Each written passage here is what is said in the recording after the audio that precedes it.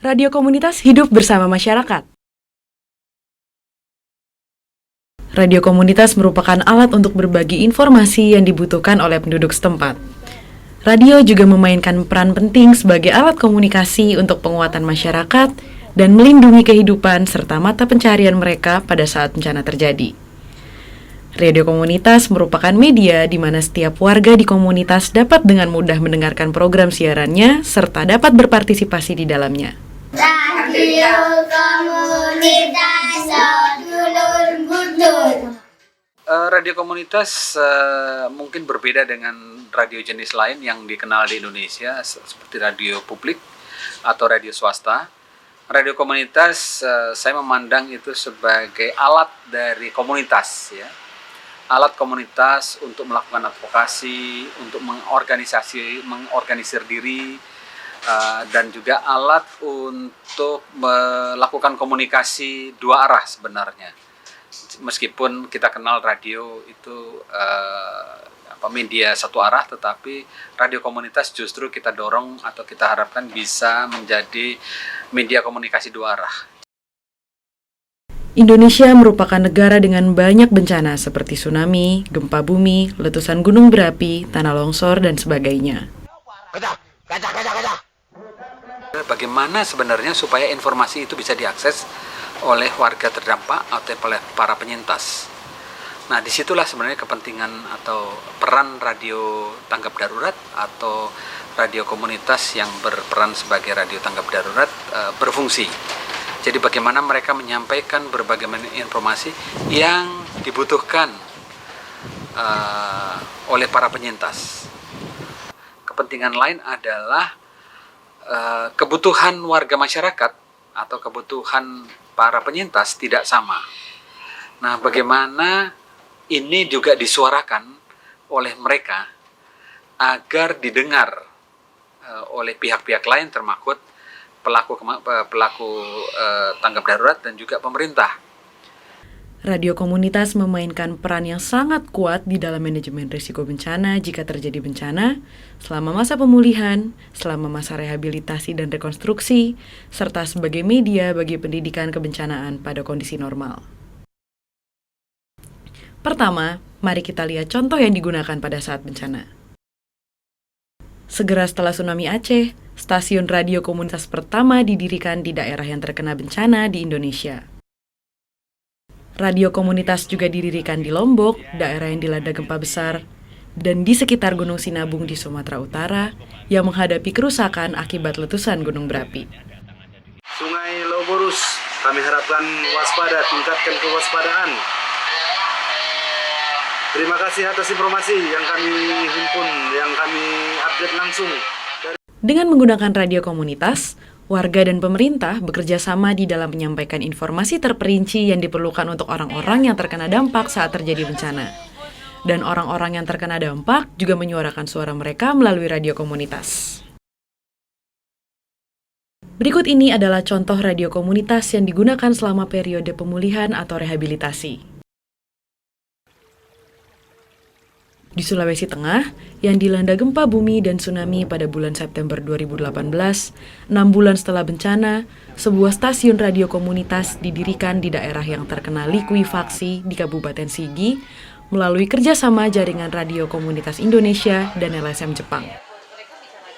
Butuh waktu untuk pulih dari bencana. Orang-orang yang terkena dampak juga mengalami trauma. Pada hari ini, seorang musisi terkenal, Hiroaki Kato, yang datang dari Jakarta menghibur orang-orang yang terkena dampak bersama dengan anggota radio komunitas setempat. Jadi semoga bisa kembali lagi setidaknya untuk suasana sebelum ada gempa, kita malah bahkan lebih ceria lagi atau lebih positif lagi. Itu harapan saya yang sangat besar buat Sigi dan Palu dan Sulawesi Tengah. Nah, dari keempat desa ini bersatu untuk memajukan satu radio komunitas dengan tujuan memberikan informasi-informasi yang ada di Kabupaten Sigi sendiri.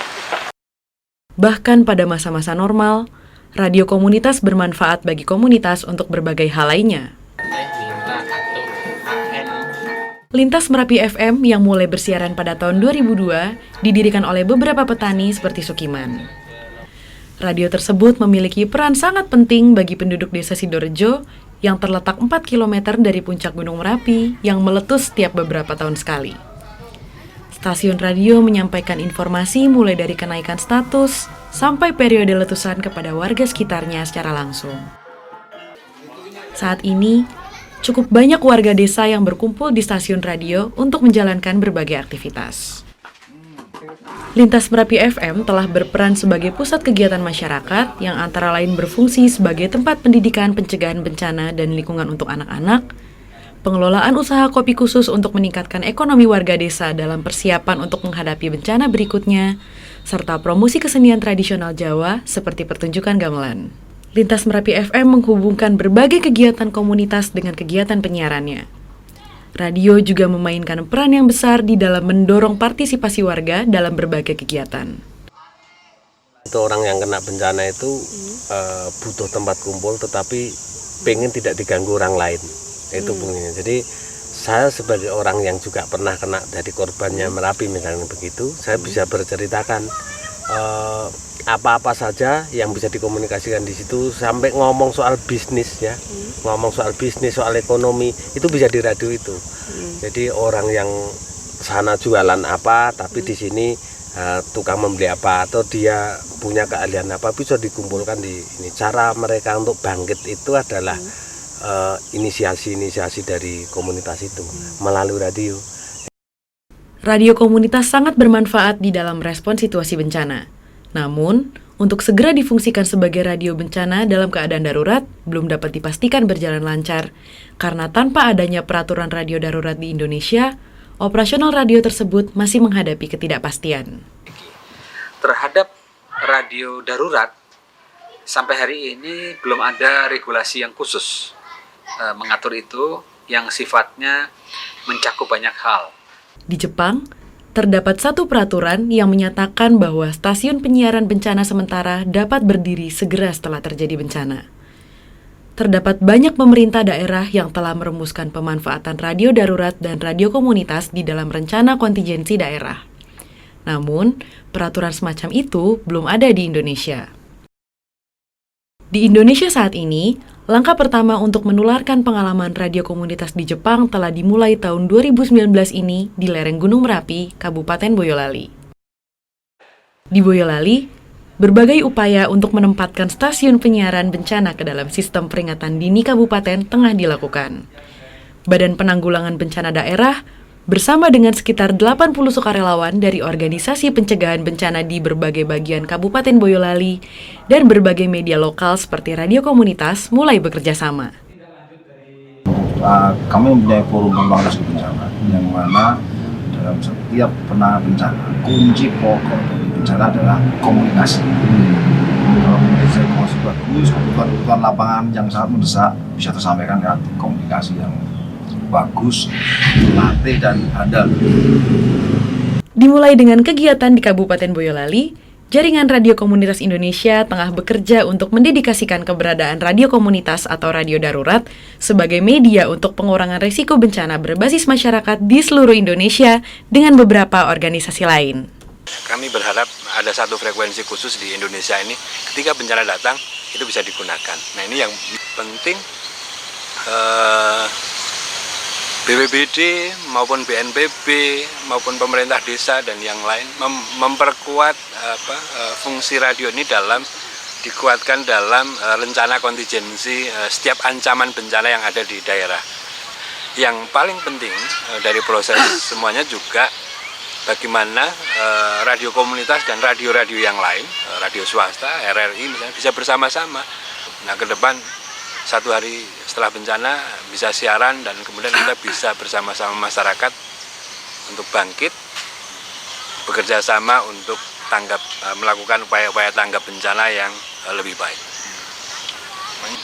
Radio alat kita untuk merawat cerita menjadi tangguh bersama.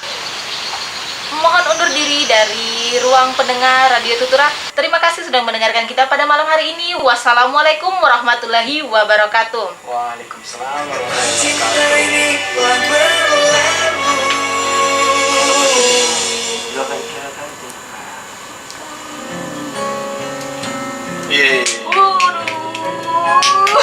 Tuturan.